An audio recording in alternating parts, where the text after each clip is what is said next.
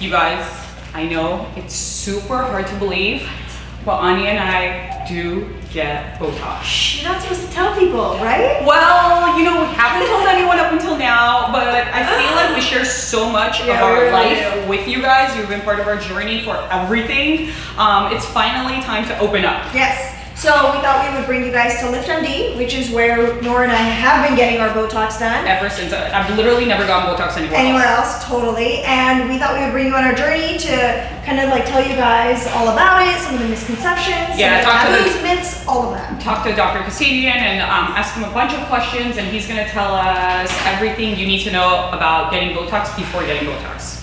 Let's do it. Okay, we're starting by getting me numb. Let's do it. If you're wondering what numbing cream feels like, it literally just feels like someone's putting moisturizer on your face. And then it goes numb. And then it goes numb after like 10-15 minutes. So where I usually get Botox is the forehead, obviously, because I have like a lot of lines. And then the smile lines. And right here. I have like this line that comes out every few months, and it's really annoying. Do like this, yes. The bunny lines. The bunny lines. Okay, we're here with the man of the hour, Dr. Garo Kassabian. Hi, you guys. Our favorite. I've been coming here, how many years now? Like 10? Since I started getting Botox. I was 27 when I started getting Botox, and some people might say that's too young. When do you recommend people start getting it? Botox is used more as a preventative thing. Like, so as soon as you're seeing the lines and the lines are making impressions, so that's you need to start doing it. Otherwise, with all the muscle activity, it starts thinning out the skin and the fat underneath it. Then Botox enough is not by itself is not going to be enough. You're going to need to use fillers, especially like in this area, like people who frowned over the years, they get a white big crease. So those I do Botox along with the filler. Here, if the lines become too deep, again you need to do fillers, and the skin is really thin here, so that's a difficult area to put fillers in. When you're starting to see the lines, that's when you're supposed to get it. Not when you're already like with deep lines, because then it's too late. When it is too late, is that when people start to kind of like look different? Because I know sometimes people are scared that they're going to look different or frozen when they get Botox. No, for everybody, I cater it to their needs, and especially even on the same person, the right and left are different. We have a long side and a wide side of your face. For example, this is the wider side of your face, the right side. The left is the longer, narrower side of your face. So that's why the Botox needs are different. And for sure, I have them come back after a week, because Botox takes like 5 to 7 days for it to show the results. Yeah. So you can't see right away as you're injecting what it's gonna be like. So if there's any concerns, I have them come back in a week, and we may need to do a touch-up. So that's why I'm very conservative, so that it looks natural, and at the same time you can always add more Botox, but unfortunately Botox you can't take it out unless it wears off. So you have to wait like 2-3 months for it to wear off. So speaking of that, how long does it take the natural process of Botox to wear out? Well, Botox goes into the junction of the nerve to the muscle, the neuromuscular junction, and blocks that. So then the body repairs itself by sending a new nerve route to renervate the muscle.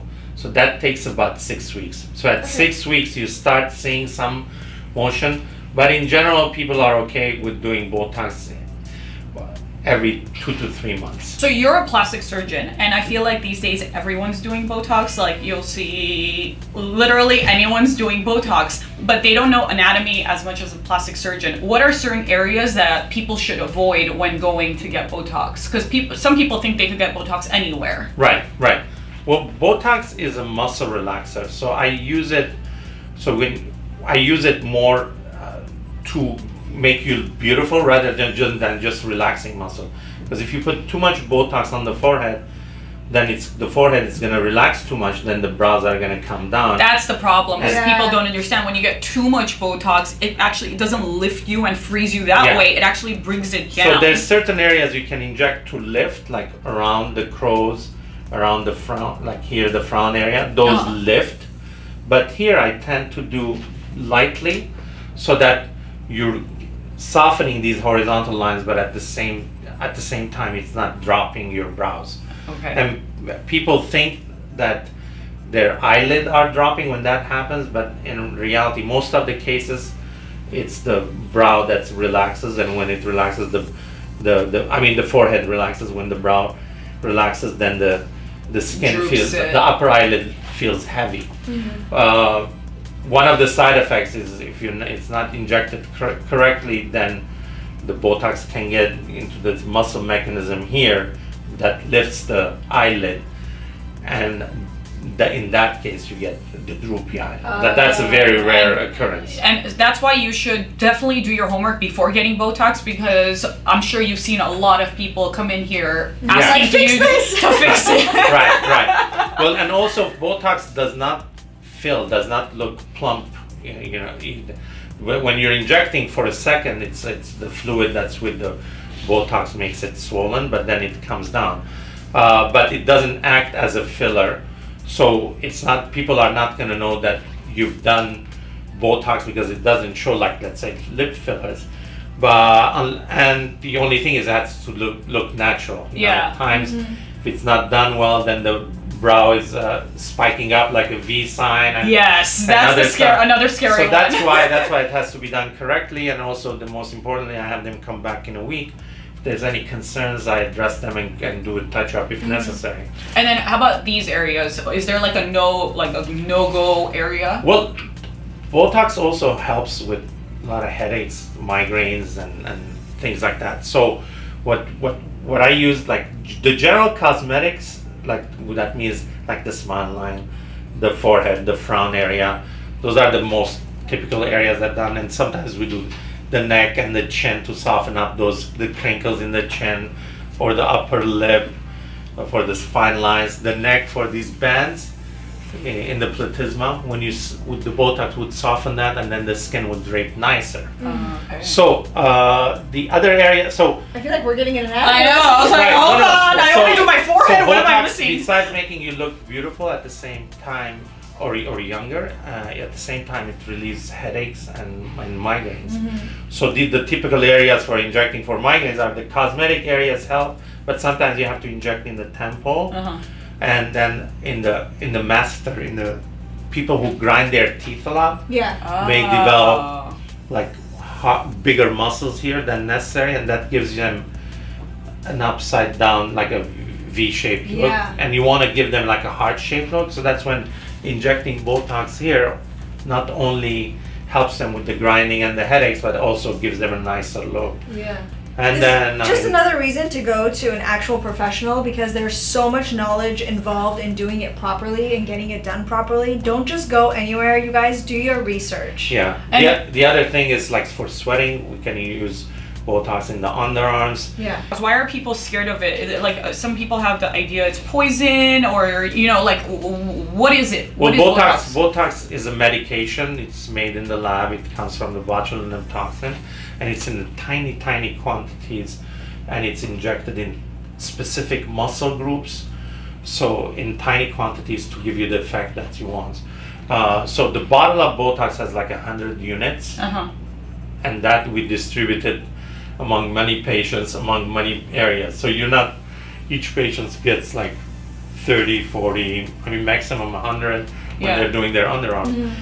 When you get food poisoning, you're getting like millions of units worth of that's a good the toxin, and it's like a totally different level. So this is a very minute quantity, and it's used as a medication to treat specific muscle group to give you the desired effect. Okay. And another thing I think people have a misconception is like, oh, the frozen face, or like you look different. A lot of these people that are getting it and they're looking different is that they're also getting fillers. So fillers are injectables, and that's when it can make your face look different. Not so much Botox, because Botox is just relaxing the muscle. So the frozen look, sometimes you can get it from Botox if it's done too much, and there's no expression. Same thing with the fillers. I use the fillers not so much to fill, to give like big balls, but more to give you like a lifting effect and a contouring effect.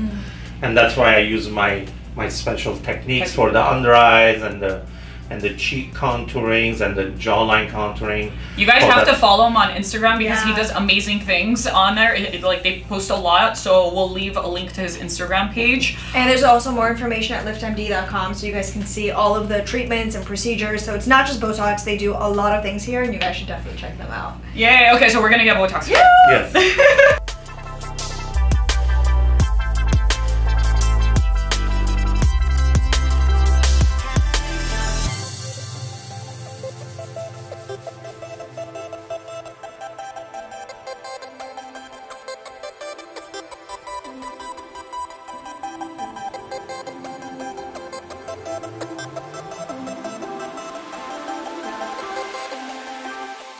Okay, it took 5 minutes. And you are literally 5 days away from being 5 years younger. My turn. Ani's up now. She has different areas of concern, so obviously my Botox is going to be different than her Botox and where he does it. Yep.